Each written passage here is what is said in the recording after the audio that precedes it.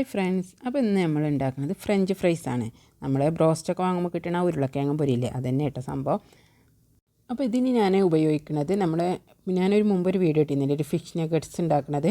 അതിലെടുത്ത് അതിന് കോട്ടിങ്ങിന് വേണ്ടി എടുത്ത പൊടി ബാക്കി ഉണ്ടായത് വെച്ചിട്ടാണ് ഞാൻ അത് ഉണ്ടാക്കുന്നത്. അപ്പോൾ നമ്മൾ ബ്രോസ്റ്റിനൊക്കെ നമ്മൾ വീട്ടിൽ തന്നെ ഉണ്ടാക്കുമ്പോൾ നമ്മളൊരു കോട്ടിങ് കൊടുക്കാൻ വേണ്ടി ഒരു പൊടി മിക്സ് ഉണ്ടാക്കുമല്ലോ, ആ മിക്സ് ബാക്കി വരുമ്പോൾ നമുക്ക് അതുകൊണ്ട് ഇങ്ങനെ ഉണ്ടാക്കിയാൽ മതി. അടിപൊളി ടേസ്റ്റാണ്. അപ്പോൾ നമുക്കിത് എങ്ങനെ ഉണ്ടാക്കണമെന്ന് നോക്കാം.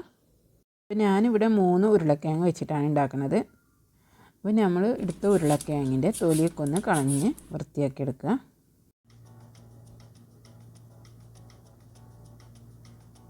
ഇനി നമുക്ക് അതിൻ്റെ ആ ഷേപ്പിൽ കട്ട് ചെയ്യാൻ വേണ്ടിയിട്ട് ആദ്യം ഒരു തെല്ല് കുറച്ചും കട്ട് ചെയ്ത് കളയാം.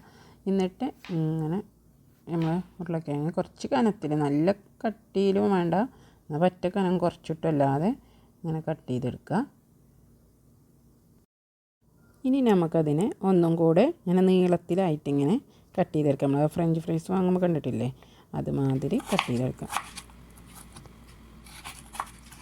ഇനി നമുക്ക് അരിഞ്ഞെടുത്ത് ഉരുളക്കിഴങ്ങൊക്കെ ഒന്ന് നല്ലോണം ഒന്ന് കഴുകിയെടുത്തതിന് ശേഷം അടുപ്പത്തൊരു പാത്രത്തിൽ വെള്ളം വെക്കുക. എന്നിട്ട് അതിലേക്ക് കുറച്ച് ഉപ്പിട്ട് കൊടുക്കുക. എന്നിട്ട് ആ വെള്ളം നല്ലോണം തിളച്ച് വന്നതിന് ശേഷം നമ്മൾ വെച്ച ഉരുളക്കിഴങ്ങ് അരിഞ്ഞ് വെച്ച് അതിട്ട് കൊടുക്കുക. എന്നിട്ട് ഒരു 2-3 മിനിറ്റ് ഒന്ന് വേവിച്ചെടുക്കുക. നല്ലോണം കുക്കാവരുത് കേട്ടോ, അപ്പോൾ ഉടഞ്ഞു പോകും.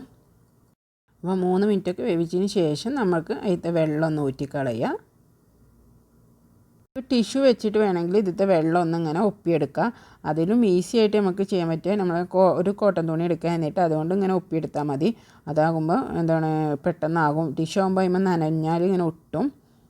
അപ്പോൾ ഇതാട്ടോ ഫിഷ് നഗറ്റ്സിന് വേണ്ടിയിട്ട് ഞാൻ എടുത്തിരുന്നത്, ആ കോട്ടിങ്ങിന് വേണ്ടിയിട്ട് എടുത്തിരുന്ന പൊടി. അപ്പോൾ ഇത് ആ വീഡിയോ കാണാത്തവർക്ക് വേണ്ടിയിട്ട് ഞാൻ ഇതിലെന്തൊക്കെ ചേർത്തിട്ടുള്ളതെന്ന് ഒന്നുകൂടി കാണിച്ചു തരാം. അപ്പോൾ അതിനാദ്യം വേണ്ടത് മൈദപ്പൊടിയാണ്. അപ്പോൾ മൈദപ്പൊടി കുറച്ചധികം എടുക്കുക. പിന്നെ കോൺഫ്ലോറാണ് വേണ്ടത്. അതില്ല എന്നുണ്ടെങ്കിൽ നമുക്ക് അരിപ്പൊടി ആയാലും മതി. ഞാൻ അരിപ്പൊടിയാണ് ഉപയോഗിക്കുന്നത്. പിന്നെ മുളക് പൊടിയാണ് വേണ്ടത്. മുളക് പൊടി കുറച്ചധികം ഇടണം. പിന്നെ വേണ്ടത് കുരുമുളകും പൊടിയാണ്. ഇതൊക്കെ കൂടെ ഒന്നങ്ങോട്ട് മിക്സ് ആക്കുക. അതുതന്നെയാണ് നമ്മൾ ആ പൊടി. ഇനി നമ്മളൊരു കുണ്ടുള്ളൊരു പാത്രം എടുത്തിട്ട് അതിലേക്ക് നമ്മൾ ഉണ്ടാക്കിയ പൊടിയിൽ നിന്ന് കുറച്ച് ഇട്ട് കൊടുക്കുക. ഫുള്ള് ഇട്ട് കൊടുക്കണ്ട, കുറച്ചതിലും ബാക്കി വെക്കുക. എന്നിട്ട് അതും നമുക്ക് ആവശ്യമുണ്ട്. അപ്പോൾ ഇത് കുറച്ച് ഇതിലിട്ട് കൊടുത്തിട്ട് കുറച്ച് വെള്ളം ഒഴിച്ചിട്ട് അതൊരു മാവാക്കി എടുക്കണം. അപ്പോൾ നമ്മൾ ഈ ഉരുളക്കിഴങ്ങ് ഇതിൽ മുക്കാൻ വേണ്ടിയിട്ടാണ്, ഇതിൽ മുക്കിങ്ങാണ്ട് നമുക്ക് പൊരിക്കാൻ വേണ്ടിയിട്ടാണ്. അപ്പോൾ ഇതുപോലെ നല്ല കട്ടിയിലും അല്ല നല്ല ലൂസിലും അല്ലാതെ എടുക്കുക. ഇനി നമുക്ക് ഇത് രണ്ടും ഇങ്ങനെ റെഡിയാക്കി വെച്ചല്ലോ. ഇനി നമ്മൾ ഈ ഇതിലേക്ക് നമ്മൾ വേവിച്ച് വെച്ച ഉരുളക്കിഴങ്ങ് ഇട്ട് കൊടുക്കുക.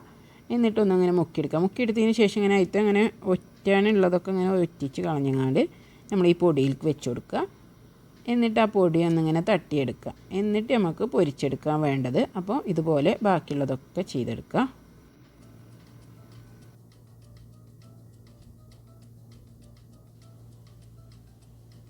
ഇങ്ങനെ പൊടിയിലൊക്കെ മുക്കി കഴിഞ്ഞതുകൾ ഇങ്ങനെ പൊരിച്ചെടുക്കുക. നല്ല ചൂടായ എണ്ണയ്ക്ക് ഇട്ടുങ്ങാണ്ട് പൊരിച്ചെടുത്താൽ മതി. നല്ല ഇങ്ങനെ മുരിഞ്ഞ് വരുമ്പോൾ കോരിയെടുക്കുക.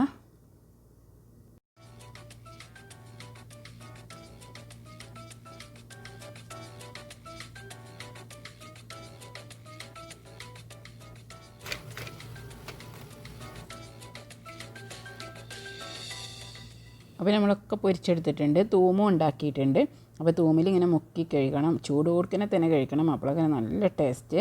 അപ്പോൾ എല്ലാവരും ഉണ്ടാക്കി നോക്കുക. ഇങ്ങനെ ഉണ്ടാക്കി നോക്കി ഒരട്ടം ഉണ്ടാക്കിക്കണമെങ്കിൽ പിന്നെ നിങ്ങൾ ഇങ്ങനെ തന്നെ ഇങ്ങനെ ഫ്രഞ്ച് ഫ്രൈസ് ഉണ്ടാക്കുക. അപ്പോൾ എല്ലാവർക്കും ഇഷ്ടമാവും, കുട്ടികൾക്കും വലിയവർക്കും നമുക്ക് എല്ലാവർക്കും ഇഷ്ടമാണല്ലത്. അപ്പോൾ എല്ലാവരും ഉണ്ടാക്കി നോക്കുക. വീഡിയോ ഇഷ്ടമായിട്ടുണ്ടെങ്കിൽ സബ്സ്ക്രൈബ് ചെയ്യാത്തവരാണെങ്കിൽ സബ്സ്ക്രൈബ് ചെയ്യുക. പിന്നെ നിങ്ങൾ ഉണ്ടാക്കിയാൽ അഭിപ്രായങ്ങൾ കമൻറ്റ് ബോക്സിൽ അറിയിക്കുക.